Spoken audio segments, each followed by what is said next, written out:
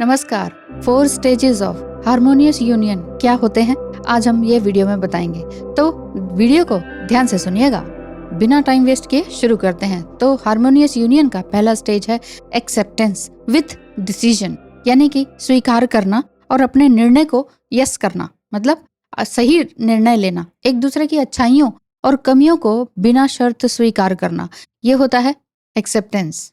रिश्ते को आगे बढ़ाने का ठोस निर्णय लेना आप ही का ही है, भले ही परिस्थितियां कितनी ही कठिन हो, यानी कि सिचुएशन कितनी भी कठिन हो। खुद की और पार्टनर को कमियों खुद की और पार्टनर की कमियों को इग्नोर करना थोड़ा बहुत, और जज करने की जरूरत नहीं। तो जज ना करें, इसके लिए 5 चीजें और इम्पॉर्टेंट है। क्या? उसमें भी सबसे पहले आता है एक्सेप्टेंस, यानी कि बदलने की कोशिश ना करें, सब कुछ एज इट इज स्वीकार करें। क्यों? क्योंकि हर इंसान की परवरिश, अनुभव और सोचने का तरीका बिल्कुल अलग होता है कि नहीं? हर किसी का पर्सपेक्टिव बिल्कुल अलग होता है। किसी को अपनी उम्मीदों के हिसाब से बदलने के बजाय उसे वैसे ही अपनाएं कि मैं तो चाहती हूँ कि ऐसे हो जाए, मैं चाहती हूँ वैसे बदल जाए, तब जाके कुछ हो। ऐसा नहीं करना है। दूसरी बात है जज ना करने की, कि एम्पैथी, यानी कि एम्पैथेटिक नज़र के साथ उनको देखें। सामने वाले की परिस्थितियों को भी समझने की कोशिश करें कि उनकी क्या स्थिति है, वो किस तरह की सिचुएशन में फंसे हुए हैं। खुद को अपनी जगह रख कर देखें, उनकी जगह रख कर देखें। शायद वो कई प्रकार के संघर्षों से गुजर रहे हो। इनर कन्फ्लिक्ट्स भी तो होते हैं, संघर्ष सिर्फ ऊपरी तौर के नहीं होते। तीसरी बात है जज ना करने की, ऑब्जर्व करने का, यानी कि ऑब्जर्व करें लेकिन तुरंत प्रतिक्रिया, यानी कि तुरंत आप रिस्पॉन्स ना दें। तुरंत प्रतिक्रिया देने से बचें। तुरंत, हिंदी इसलिए बोल रही हूँ कि बहुत लोग कहते हैं मैडम इंग्लिश के शब्द जरा कम यूज किया कीजिए। चलिए, यानी कि खुद से पूछिए सबसे पहले कि मेरी क्या अवधारणाएं हैं, क्या मैं सच्चाई से इस रिश्ते को स्वीकार कर रही हूँ, सामने वाले पार्टनर को स्वीकार कर रही हूँ कि नहीं। ये सारी चीजें आपको देखनी होंगी। और चौथी बात है detached, yes, detachment from any attachment, क्योंकि डिटैचमेंट आती है अहंकार से। मैं सही हूँ और सामने वाला जो कर रहा है वो गलत है, जो भी कुछ हो रहा है गलत है, मैं सही हूँ, मैं सही समझा हूँ या समझी हूँ। तो जब हम बार बार अपने आप को जज करते रहते हैं, सामने वाले को जज करते रहते हैं, तो हमें बार बार यही लगता है कि हम सही हैं, हम एक जज की पोस्ट पर हैं। और पांचवी बात यह है कि करुणा लेकर आए अपने अंदर, कंपैशन जिसे कहते हैं।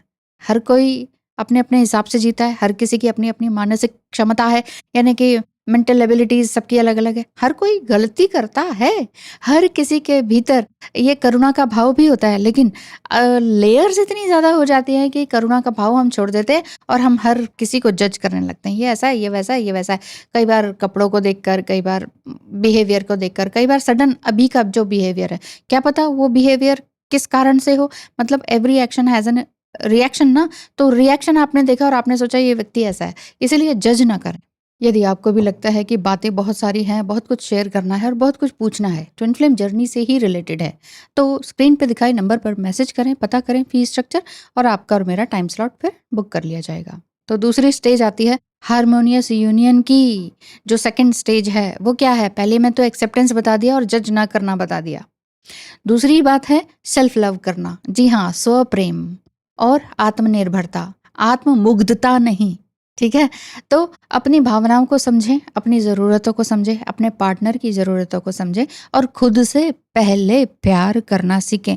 दूसरों की जय से पहले खुद को जय करें। ये वाली बात होनी चाहिए। आत्मविश्वास को मजबूत करना, ये आपके अंदर होना चाहिए। इसी को कहते हैं सेल्फ लव। अपनी सीमाओं, यानी कि अपनी बाउंड्रीज को पहचानना कि भाई इससे आगे और ज़्यादा कुछ नहीं, और इससे इस बाउंड्री को मैंने लांघने भी नहीं देना किसी और को। तो सेल्फ लव यानी कि स्व प्रेम में आता क्या क्या है? सब कहते हैं हम तो सेल्फ लव करते हैं, लेकिन क्या वाकई कर रहे हैं? पहली बात सेल्फ एक्सेप्टेंस। इसमें भी पहला पॉइंट क्या आ जाता है? एक्सेप्टेंस। हम जैसे हैं, हमारी खूबियां हैं, हमारी कमियां हैं, बिना जज किए हम अपने आप को स्वीकार करें। इसीलिए कहते हैं दूसरों को भी जज ना करें जब हम खुद को नहीं कर रहे तो। लेकिन कई बार हम खुद को भी जज करने लगते हैं और अपनी मौलिकता को सम्मान नहीं देते हैं, यानी कि सेल्फ लव नहीं कर पाते हैं और अपने आप को डिग्रेड करते रहते हैं। दूसरी बात सेल्फ लव में क्या आती है? इमोशनल इंडिपेंडेंस यानी कि भावनात्मक स्वतंत्रता, इमोशनली अपनी खुशी के लिए, अपनी शांति के लिए क्या हम काम कर रहे हैं कि नहीं, या दूसरे पर ही तो नहीं निर्भर हैं, दूसरे पर डिपेंडेंट तो नहीं है। इसी को कहते हैं को डिपेंडेंसी में होना। मत होइए ज़्यादा, थोड़ा बहुत तो रहता है, लेन देन सबका रहता है, प्रोफेशनली है ना, वैसे भी पर्सनली भी, लेकिन टू मच डिपेंडेंसी वो आपके लिए खतरनाक होती है। ठीक है। तीसरी बात, सेल्फ लव के लिए हेल्दी बाउंड्रीज क्रिएट करना, यानी कि सीमाएं तय करना। सीमाएं कैसे तय करें? ना कहना, वो भी बिना किसी अपराध बोध के, यानी कि बिना किसी गिल्ट के। जो काम आप नहीं करना चाहते उसको ना कह देना है। ये इससे क्या होता है ना कि आपकी जो नेगेटिव एनर्जी फिर लगती नहीं है उस काम में। अगर नहीं करना चाहते हैं ना कोई काम, साफ साफ कह दीजिए नहीं। ये मत सोचिए उसको बुरा लग जाएगा और ये हो जाएगा और वो हो जाएगा, ये सोचने की जरूरत नहीं है। फोर्थ पॉइंट आ जाता है सेल्फ केयर। सेल्फ केयर में हर तरह का सेल्फ केयर आता है, यानी कि मानसिक रूप से, भावनात्मक रूप से, शारीरिक रूप से और आध्यात्मिक रूप से। यानी कि अच्छा खान पान रखेंगे, हेल्दी डाइट, व्यायाम करेंगे यानी एक्सरसाइज, पर्याप्त नींद लेंगे यानी कि अच्छा पीसफुल आपका स्लीप होना चाहिए, स्लीप आवर्स जरूर होने चाहिए। कई लोग कहते हैं 3-4 घंटे सो के ही होता है, लेकिन नहीं, प्रॉपर नींद लीजिए तो सही पहले, फिर उसके बाद आपकी आदत या मेडिटेशन के हिसाब से फिर वो आदतें सोने की थोड़ी कम ज़्यादा हो सकती हैं।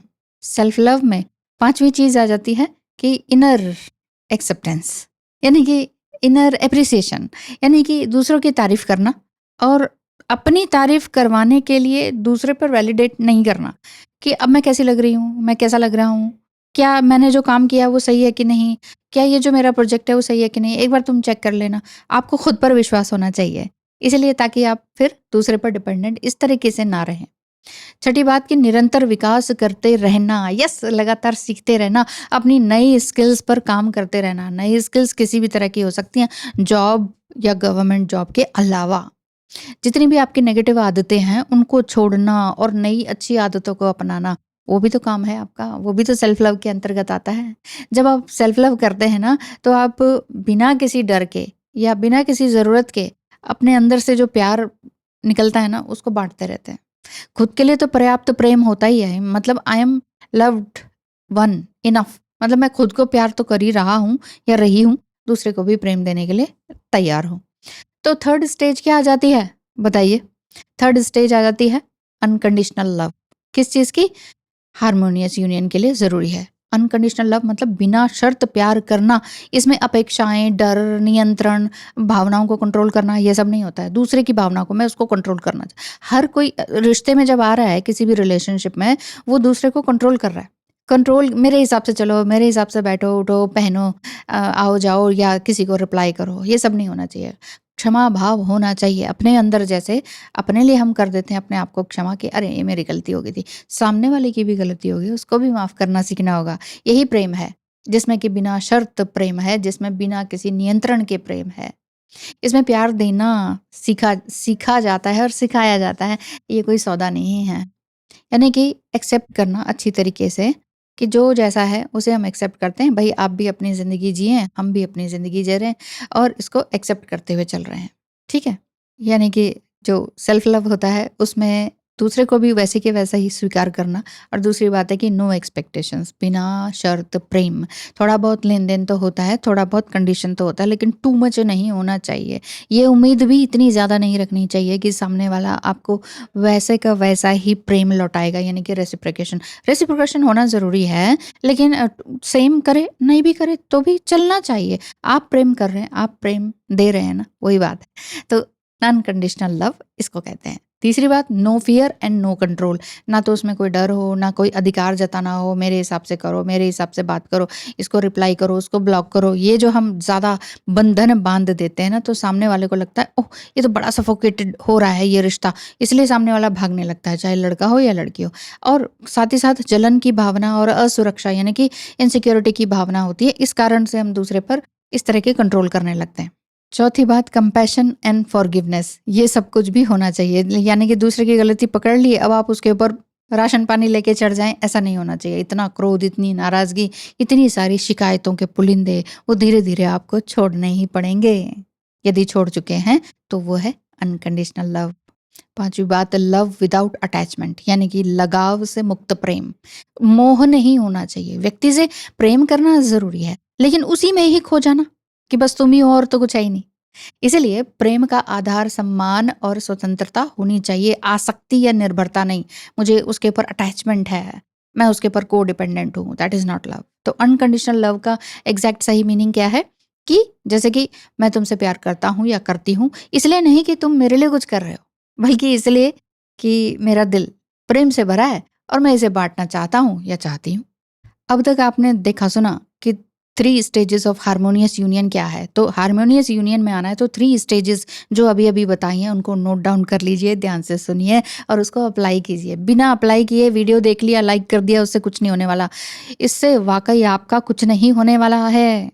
तो 4th स्टेज को बड़े ध्यान से सुनिए, उसको लाइफ में अप्लाई कीजिए। रोना आ रहा है, तकलीफ आ रही है, पेन हो रहा है, बहुत दुख हो रहा है, नहीं छोड़ा जा रहा, नहीं मैग्नेटिक पुल जैसा फील हो रहा है, लेकिन बहुत रोना आ रहा है, ये हो गया वो हो गया, उन सारी चीज़ों को साइड कीजिए क्योंकि वो इमोशंस हैं। ध्यान से सुनिए, 4th स्टेज क्या होनी चाहिए, ये अगर अब तक आपने सोच ली है तो कमेंट करके मुझे बताइए कि 4th स्टेज हार्मोनियस यूनियन के लिए क्या होनी चाहिए। जल्दी सोचिए अगर अभी तक नहीं सोचा है तो। मैं काउंट करती हूँ, 1 2 एंड 3। सोच लिया है तो फटाफट से कमेंट कीजिए, और अगर नहीं सोच पाए हैं तो चलिए मैं बताती हूँ। 4th स्टेज है डिवाइन फ्लो एंड सिनर्जी, यानी कि दैवीय प्रवाह और उसका सामंजस्य। रिश्ता जो है संघर्ष और इमोशनल ड्रामा से मुक्त होना चाहिए। अगर है तभी ये बातें या दोनों आत्माएं जो हैं आध्यात्मिक और व्यक्तिगत रूप से एक हो पाती हैं। व्यक्तिगत मिशन यानी कि पर्सनल आपका जो मिशन है, जो सोल पर्पस है, तभी तो कर पाएंगे। ये जो ट्विन फ्लेम जर्नी का रिश्ता है वो बिल्कुल रोमांटिक स्टार्टिंग में रहता है, लेकिन हमेशा के लिए रोमांटिक है ऐसा नहीं है। जबकि ये एक आध्यात्मिक जर्नी है, ये हमेशा के लिए आध्यात्मिक जर्नी है। इस चीज़ को ध्यान से समझ लीजिए। अब आपने समझ लिया होगा कि ये जो चारों चरण हैं, ये जो चारों स्टेप मैंने बताए या 4 स्टेजेस ऑफ यूनियन बताए, ये एक तरह से आपके अंदर संतुलन लाने के लिए है, बैलेंस लाने के लिए है, स्थायी रूप से यानी कि परमानेंटली स्टेबल होना होगा आपको। ऐसे में बहुत लोग ये भी जानना चाहेंगे कि डिवाइन फ्लो क्या है।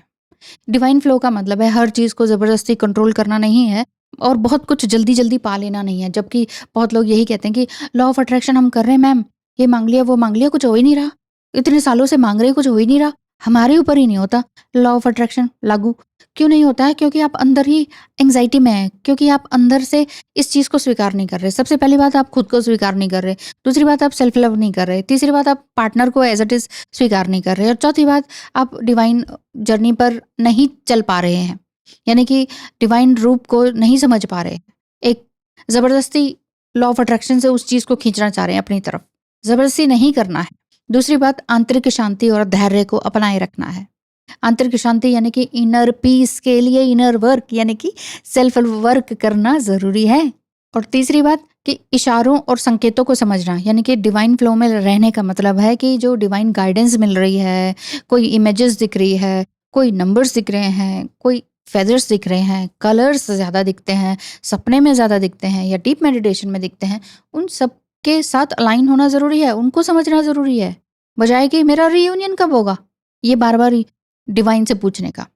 तो डिवाइन टाइमिंग क्या है? इसे कहते हैं दैवीय समय। कुछ लोग कहते हैं दैवीय समय कुछ नहीं होता, होता है ना। डिवाइन टाइमिंग का मतलब होता है हर चीज़ अपने समय पर ही होगी, ना तो बहुत जल्दी होगी और ना ही बहुत देर से होगी। हमें लगता है अरे बड़ा देर हो गया, को बहुत देर हो गई है, नहीं। या फिर अरे हमने तो जस्ट मांगा और इतनी जल्दी मिल गया। हो सकता है आप पहले से तैयारी कर रहे थे। तो तालमेल सेम होना चाहिए, प्रैक्टिस आपकी लगातार होनी चाहिए। सीढ़ियों पे आप चल रहे हैं, इधर से डिवाइन टाइमिंग आ गया और फट से आपका मिल गया। यानी कि चीज़ों को आसानी से, जब चीज़ें अपने आप होने लगती हैं बिना किसी बाधा के, तब जब वो चीज़ें घटित होती हैं तब आप ये कह सकते हो कि डिवाइन टाइम आ चुका है, ये चीज़ अपने आप ही होने लगी है। नए नए अवसर मिलने लगे हैं, नए नए लोग आपको मिलने लगे हैं, नई सोल ट्राइब्स आपको मिलने लगी है, बिना ढूंढे लोग आपको मिल रहे हैं, बिना ढूंढे या बिना चेस किए मौके मिल रहे हैं, अपॉर्चुनिटीज़ मिल रही हैं। उसे कहते हैं डिवाइन टाइमिंग। और यानी कि डिवाइन टाइमिंग वो भी है जब सब्र की परीक्षा हो रही होती है। कभी कभी लगता है ना कि ये कुछ हो नहीं रहा, बहुत कुछ सीख लिया, समझ लिया और कुछ समझ नहीं आ रहा, लेकिन जब आप इसमें भी आप एक्सेप्टेंस ले आएंगे तब आपको समझ में आएगा कि सारी चीज़ें अपने आप अलाइन होती चली जा रही हैं। क्योंकि ब्रह्मांड आपको तैयार कर रहा है उन सब चीज़ों के लिए जो रियली आप डिजर्व करते हैं। ये नहीं कि जो आप मांग रहे हैं, जो आप मांग रहे हैं हो सकता है उससे कहीं ज़्यादा आप डिजर्व करते हैं, आपको पता ही नहीं है। इसीलिए डिवाइन फ्लो और डिवाइन टाइमिंग का संबंध एक दूसरे से है। यानी कि तब आप घबराते नहीं हैं, तब आप ज़बरदस्ती नहीं करते, तब आप एंग्जाइटी में नहीं आते, कब होगा, कब होगा, कब होगा, ये सारे सवाल आप नहीं पूछते हैं। मैं हर बार हर वीडियो में यही तो बोलती हूँ कि कब होगा, यानी कि व्हेन, एंड कैसे होगा, एंड हाउ, यानी कि व्हेन एंड हाउ, ये दोनों सवाल डिवाइन टाइम पर छोड़ दीजिए। बाकी चाहे आप टैरो कराइए, एस्ट्रोलॉजी करवाइए, उसमें आता है इस टाइम पर होगा, लेकिन कर्म करना ज़रूरी है, क्योंकि कर्म बंधन से बंधे हुए हम हैं, इसी वजह से हमारा जन्म होता रहता है।